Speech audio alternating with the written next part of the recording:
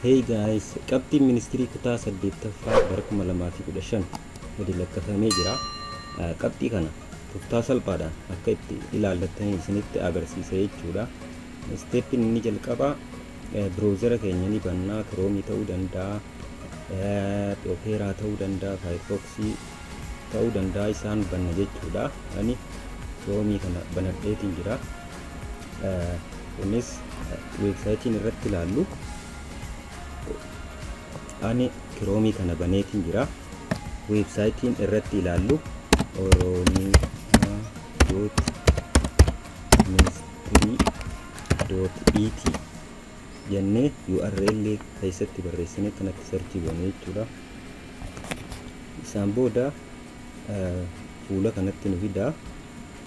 Directly maal goone jechuudha, view result kaja'u irratti click goona.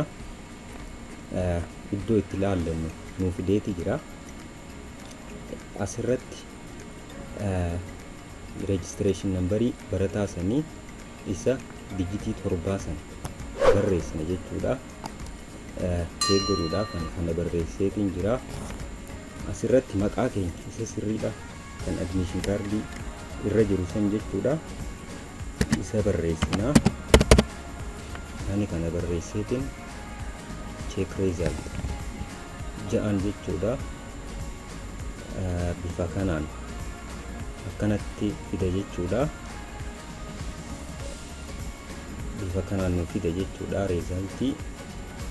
Asirratti scroll goone subjectii illee meeqa akka finne asumarraa ilaallachuu dandeenya jechuudha. Kana fakkaataa chaanaalii kana subscribe godhaa.